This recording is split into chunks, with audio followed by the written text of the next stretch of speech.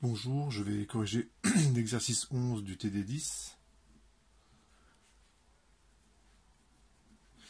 Alors dans cet exercice, on a un sèche-linge il y a un vêtement dedans et on veut que le vêtement il décolle à un certain angle et il effectue une chute libre en fait dans le sèche-linge. Comme ça il est entouré d'air chaud, il sèche plus rapidement. Donc la première question c'est on vous demande la vitesse et l'accélération du point M tant que celui-ci reste en contact avec le tambour. Donc ça c'est assez facile, hein, si on connaît bien son cours. Ça c'est X, Y, le tambour. Bon, c'est pas très bien dessiné. Je prends un angle θ petit. Pour le schéma, hein, c'est en vrai l'angle θ il prend n'importe quelle valeur. Le point M il est là. Le référentiel terrestre supposé galiléen.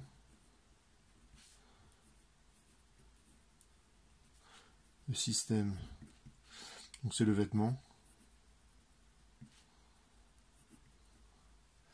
Le bilan des forces, vous avez le poids qui agit sur le vêtement. Alors pour que le vêtement il soit entraîné, vous regardez si vous avez un sèche-linge à la maison, vous regardez comment c'est fait au niveau du tambour. Vous avez des sortes de petites lames comme ça qui entraînent les vêtements parce que sinon ils se mettraient à glisser en fait dans le tambour et ils resteraient toujours au fond du tambour. Et si vous avez le vêtement, donc allez, je sais pas dessiner le vêtement, on va dire que c'est un point M qui se trouve là en rouge. Et les forces qui agissent sur ce point, c'est le poids qui lui est bien vertical. Et la réaction du tambour, il peut y avoir deux composantes. Donc, bon, je mets la réaction comme ça. En fait, pour l'instant, j'en sais rien comment elle est. En vrai, je le saurai que quand j'aurai appliqué le PFD. Donc, la réaction, elle a une composante suivant Eθ et suivant E de R. Hop. J'applique le... Non, j'applique pas encore le PFD, je le ferai tout à l'heure. La vitesse, je mets l'expression générale.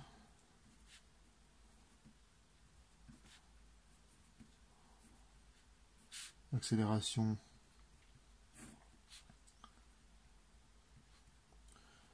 je mets l'expression complète.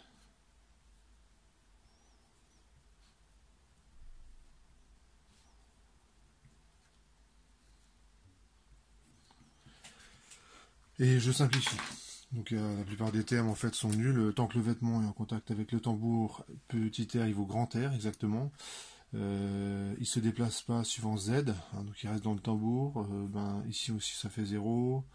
Là ça fait 0, là ça fait 0. Donc on voit qu'il reste pas grand chose. Donc la vitesse, il reste Rθ point suivant Eθ. Je réponds bien à la question. Et l'accélération, il reste deux termes, moins r θ point carré suivant E de R et r θ seconde suivant Eθ. Question 2. Je calcule la réaction elle s'appelle N. Ouais. Donc je change vite fait ma notation. Donc je l'écris comme ça. À partir de maintenant, R et N représentent le même vecteur.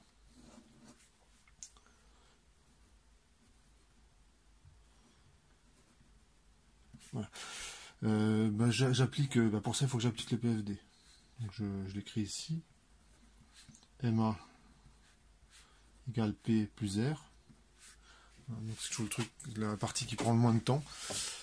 Pourtant c'est la base les principes fondamentaux de la dynamique. Je projette. Alors ça donne quoi? Ça donne moins MR θ point carré. Alors j'ai quoi suivant E de R? J'ai MG cos θ. On regarde le schéma, E de R il est par là, le poids est par là, donc j'ai déjà un plus.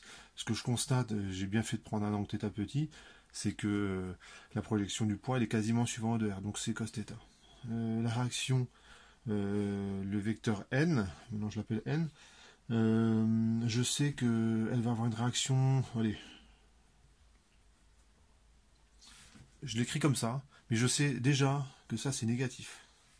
Hein. Quand je regarde la réaction du support, il faut qu'elle soit vers le haut, évidemment, donc à l'opposé de LR. Donc si je mets un plus là, ça veut dire que ce truc là est négatif. La réaction. Et ensuite j'écris. J'aurais aussi pu mettre moins là, et du coup ce truc là aurait été positif. Ce qu'il faut c'est que tout ça, ça soit négatif.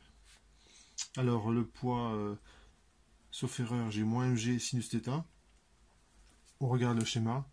Le poids il est comme ça, Eθ il est comme ça, donc ils vont chacun à l'opposé. Hein. Et donc la projection du poids suivant Eθ elle est petite et elle est négative. Quand θ est petit. Donc c'est moins mg sinus θ et plus n de θ. Et donc il me suffit simplement d'isoler n de r et n de θ. Alors, n de r ça fait quoi? Ça fait moins, c'est ce que j'avais annoncé, c'est négatif, moins cos θ, moins mr, θ point carré. Et ce terme-là, je prends juste 2 secondes pour le... Je vais le réécrire vite fait. Rθ point, c'est la coordonnée de la vitesse suivant θ. Donc ce terme-là,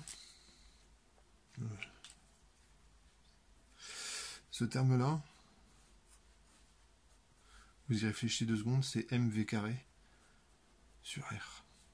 Et mv carré sur r, on peut le voir, le mot que je vais prononcer, vous l'oubliez aussitôt, c'est la force centrifuge, c'est l'équivalent de la force centrifuge. Hein, c'est le genre de force qui vous pousse à l'extérieur du virage, qui fait que vous êtes plaqué sur votre siège lorsque vous êtes dans un manège et que vous êtes dans un creux. Hein, c'est cette force-là. D'accord? Il suffit de remplacer θ point par V sur R. Et avec le carré, ben, il y avait carré sur R. Bon, je ferme la parenthèse. On fait comme si j'avais rien dit. Nθ, ben, ça vaut mr. Et θ seconde, j'ai pas fait la simplification, ça valait aussi 0. Ça valait aussi 0. Parce que votre sèche-linge, il n'a aucune raison d'accélérer, de ralentir dans sa rotation. Donc en fait, ça fait 0. Donc Nθ, ça vaut mg sinus θ. Et normalement, j'ai caractérisé complètement la réaction du tambour. Petit 3. On veut que lorsque θ vaut 3 pi sur 4, donc c'est à peu près, si je mets le tambour comme ça, ça c'est X, ça c'est Y, c'est à peu près ici. 3 pi sur 4, c'est un angle comme ça. Donc c'est assez logique, hein, parce qu'après, une fois que le vêtement se détache, il va faire une trajectoire comme ça, dans le sèche-linge. Donc si un jour vous êtes curieux, que le sèche-linge il a un hublot que vous pouvez voir à l'intérieur, et ben vous pouvez jeter un œil à la trajectoire des vêtements dans le sèche-linge. Et effectivement, on a l'impression qu'il y a pendant une période de la rotation, les vêtements ils sont en chute libre. Donc et l'idée, ben, c'est qu'ils sont entourés d'air chaud et ça sèche plus efficacement. Ça, c'est possible que si la réaction, on va dire, le critère, c'est que si la réaction normale suivant E de R s'annule, je ne m'occupe pas de ce terme-là. Hein, je vais négliger le fait qu'il puisse y avoir une force de frottement, une réaction entre suivant Nθ qui empêcherait le vêtement de se décoller. Donc la condition de décollement,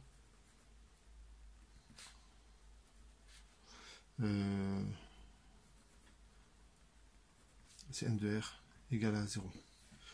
Donc je l'écris, 0 égale moins mg cosinus de θ 0 plus mr oméga carré, je remplace oméga carré, θ point par oméga. Et donc la masse se simplifie, donc ça ne dépend pas des habits, hein, la chaussette ou le pantalon qui pèse beaucoup plus lourd, a priori ça change rien. Bon, en vrai ça change parce que c'est pas c'est pas le pantalon est le plus encombrant, mais bon, ouais, on fait comme si ça changeait rien. Et donc ça fait moins g cosinus θ 0 sur r. Je vais faire une petite application numérique. Alors, quand on voit le signe moins, là, on se dit, oula, il y a un petit problème. En fait, c'est le cosinus qui est négatif. Avec le moins, ça fait quelque chose de positif. On fait une application numérique. Pour G, je prends 10. Donc c'est environ. Je fais plutôt un ordre de grandeur. Cosinus de θ0, ça vaut moins racine de 2 sur 2. Avec le moins, ça fait racine de 2 sur 2. Et je prends 0,3 mètres pour le rayon. Et ça, quand on fait le calcul, 1,4 fois, ça fait 0,5. Racine de 20, allez, racine de 20, c'est racine de 16. Donc c'est vraiment un gros ordre de grandeur. Allez, 5 radians par seconde. Ah, donc c'est vraiment là, je mets pas un chiffre significatif de plus parce que ça ne servira à rien. Et donc 5 radians par seconde, c'est à peu près 2 pi c'est un tour, c'est 6 radians, c'est à peu près un tour par seconde, c'est à peu près le rythme d'un sèche-linge. Voilà pour cet exercice.